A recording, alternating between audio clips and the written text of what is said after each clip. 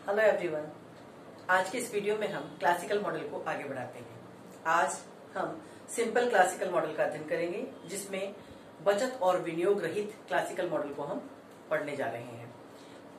लीजिए, अब हम स्टार्ट करते हैं यहाँ से। यहाँ पर आपको एक साथ 4 डायग्राम्स नजर आ रहे हैं। इसमें हमने एक तरफ रियल सेक्टर तो दूसरी तरफ मॉनेटरी सेक्टर को लिया है। स्टार्टिंग में हम इस डायग्राम से चलना शुरू करते हैं। ये पहला, दूसरा, तीसरा और ये चौथा डायग्राम है। शुरू में ये साधन बाजार है, जिसमें श्रम की मांग और श्रम की पूर्ति को दिखाया गया है।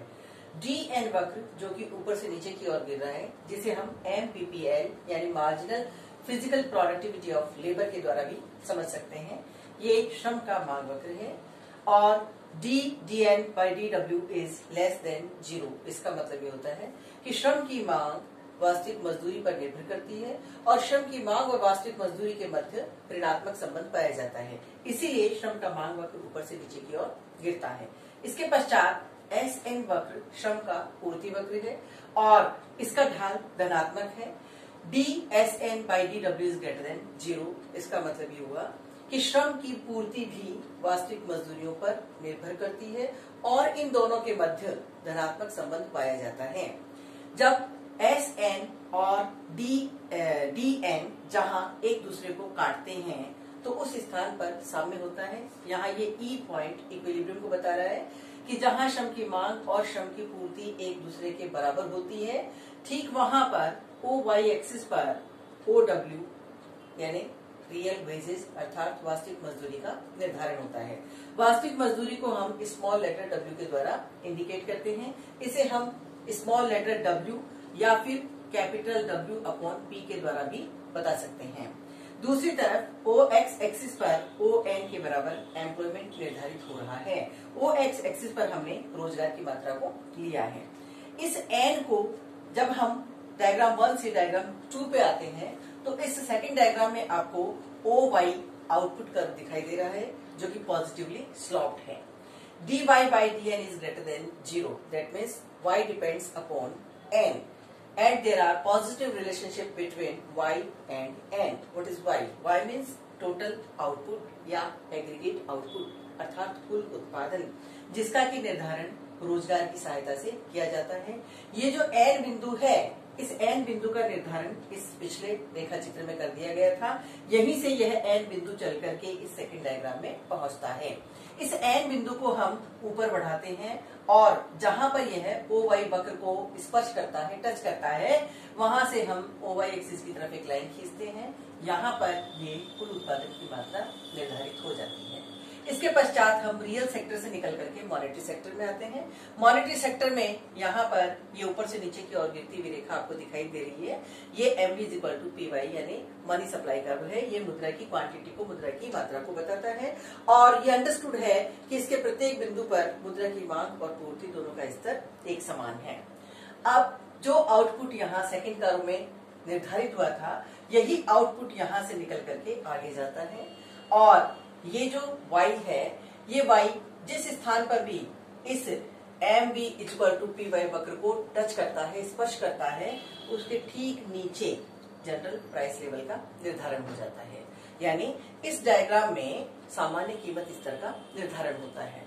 फिर इस P बिंदु को जब हम नीचे की तरफ ले जाते हैं तो इस फोर्थ डायग्राम में आपको एक 45 डिग्री की रेखा दिखाई दे रही है, जो कि W अपॉन P यानी रियल वेज लाइन है। ये वास्तविक मजदूरी की रेखा है। ये P जहां भी इस W अपॉन P रेखा को टच करता है, ठीक वहीं पर OY एक्सिस पर कैपिटल W यानी मॉनेटरी वेजेस का निर्धारण होता है। तो एक तरफ सामान्य कीमत स्तर और दूसरी तरफ मौद्रिक मजदूरियां। चूंकि सामान्य कीमत स्तर का निर्धारण ऊपर यहाँ हो चुका है, सामान्य कीमत स्तर और वास्तविक मजदूरियां दोनों मिलकर के मौद्रिक मजदूरी की दर का निर्धारण करती हैं। हम इसे इस प्रकार इक्वेशन के रूप में भी लिख सकते हैं कि capital W is equal to W into P यानी मौद्रिक मजदूरी वास्तविक मजदूरी और सामान्य कीमत स्तर के गुणनफल के बराबर होती है। एक बार जल्दी से फिर से समझ लीजिए कि इस फर्स्ट डायग्राम में DN डिमांड कर्व है लेबर का, SN लेबर का सप्लाई कर्व है। E बिंदु पर दोनों एक दूसरे को काटते हैं, जहां पर ON एम्प्लॉयमेंट और OW रियल वेज निर्धारित होती है। ये एम्प्लॉयमेंट यहां से आगे चल करके सेकंड डायग्राम में पहुंचता है। इस सेकंड डायग्राम में आउटपुट वक्र की सहायता से एम्प्लॉयमेंट मिलकर के टोटल आउटपुट यानी एग्रीगेट आउटपुट का निर्धारण करता है। यही आउटपुट आगे चल करके इस थर्ड डायग्राम में आता है, जहां पर मुद्रा की मात्रा यानी मुद्रा की पूर्ति के साथ मिलकर के ये सामान्य कीमत स्तर का निर्धारण करता है। और ये सामान्य कीमत स्तर फोर्थ डायग्राम में जाकर के वास्तविक मजदूरी की सहायता से मौद्रिक मजदूरी का निर्धारण करते हैं। तो ये था सिंपल क्लासिकल मॉडल, जिसमें बचत और विनियोग को छोड़ दिया गया है। अब हम इसके बाद चेंजेस करके और वेरिएबल्स में चेंज करके अध्ययन करेंगे। हम देखेंगे कि रियल सेक्टर के किसी भी वेरिएबल में यदि कोई भी परिवर्तन होता है तो उस परिवर्तन का कंप्लीट मॉडल पर क्या इफेक्ट पड़ता है। लीजिए हम स्टार्टिंग कर रहे हैं change in demand of labour, यानी यदि श्रम की मांग में परिवर्तन हो जाए तो इसका पूरे मॉडल पर क्या इफेक्ट होता है, क्या प्रभाव पड़ता है। सपोज लॉन्ग टर्म में टेक्नोलॉजिकल चेंजेज हो जाते हैं, तकनीकी परिवर्तन हो जाते हैं और तकनीकी परिवर्तन होने के कारण आउटपुट वक्र ऊपर की ओर शिफ्ट हो जाता है, अपलिफ्ट हो जाता है, ये ऊपर की ओर चला जाता है। तो ऐसी स्थिति में श्रम की मांग में भी वृद्धि हो जाती है। टेक्नोलॉजिकल चेंजेस के कारण आउटपुट में वृद्धि होगी, उत्पादन बढ़ेगा, उत्पादन बढ़ने के कारण श्रम की मांग में भी वृद्धि होगी। और यहाँ पर आप देख रहे हैं कि DN इनिशियल डिमांड कर्व है लेबर का और DN1 परिवर्तित मांग वक्र है श्रम का।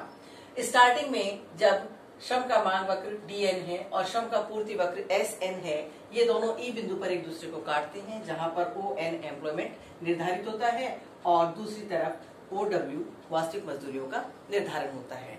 जब श्रम का मांग वक्र ऊपर की ओर शिफ्ट हो जाता है, जबकि पूर्ति वक्र स्थिर है, पूर्ति में कोई परिवर्तन नहीं हो रहा है, तो ऐसी स्थिति में अब सामने का बिंदु E1 है और यहाँ पर वास्तविक मजदूरियां बढ़कर के OW से OW1 हो जाती हैं।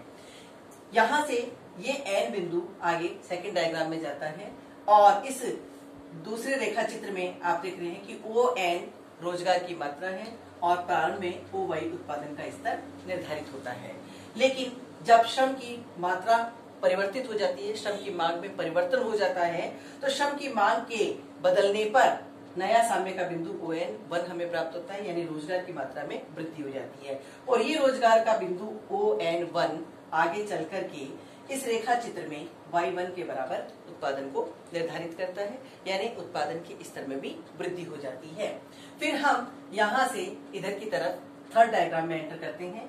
जब उत्पादन का स्तर OY है तो इस स्थिति में ये Y इस MV वक्र को यहाँ टच करता है, जहां पर OP कीमत का निर्धारण होता है।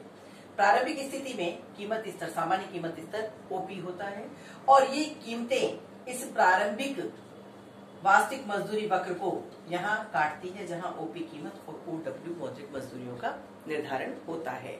लेकिन आपने अभी यहाँ देखा कि क्योंकि वास्तविक मजदूरियों में परिवर्तन हो गया है, वास्तविक मजदूरी की दर में अब वृद्धि हो गई है, इसलिए वास्तविक मजदूरी का वक्र ऊपर की ओर शिफ्ट हो जाएगा।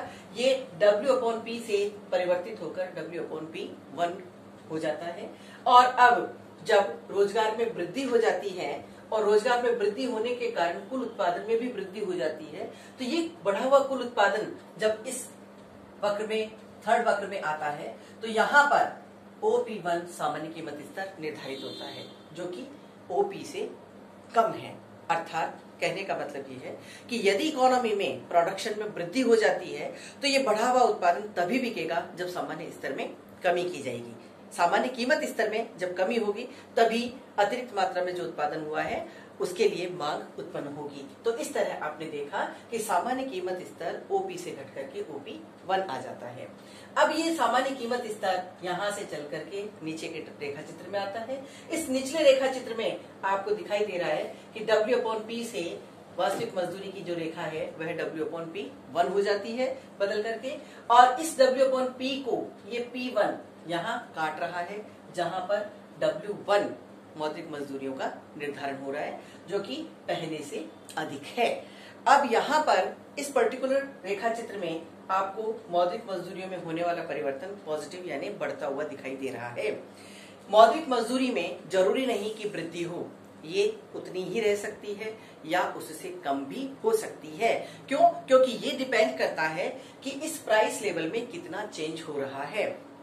सपोज यदि प्रोडक्शन जो है वह 10% बढ़ रहा है और प्राइसेस 10% रिड्यूस हो रही हैं, तो ऐसी सिचुएशन में जो प्राइस लेवल है वो कांस्टेंट रहेगा, सेम रहेगा। और प्राइस लेवल जब नहीं बदलेगा तो रियल वेज में भी कोई परिवर्तन नहीं होगा, और रियल वेज में जो रियल वेज में जो परिवर्तन हुआ है उसकी मात्रा और कीमत स्तर में परिवर्तन की मात्रा, इन दोनों को ध्यान में रखा जाएगा। मौद्रिक मजदूरी की दर का निर्धारण चूंकि वास्तविक मजदूरी और सामान्य कीमत स्तर मिलकर के करते हैं, इसलिए मौद्रिक मजदूरी में वृद्धि होगी, कमी होगी या वो स्थिर रहेंगी, ये निर्भर करता है कि वास्तविक मजदूरी की दर में और सामान्य कीमत स्तर में कितना परिवर्तन हुआ है। यदि दोनों में समान परिवर्तन होता है, अर्थात यदि वास्तविक मजदूरी की दर में 10% की वृद्धि और सामान्य कीमत स्तर में 10% की कमी हो जाती है, तो मौद्रिक मजदूरी में कोई परिवर्तन नहीं होगा। लेकिन यदि मौद्रिक मजदूरी वास्तविक मजदूरी में परिवर्तन ज्यादा है और सामान्य कीमत स्तर में होने वाला परिवर्तन कम है, तो ऐसी स्थिति में मौद्रिक मजदूरी की दर बढ़ भी सकती है और घट भी सकती है।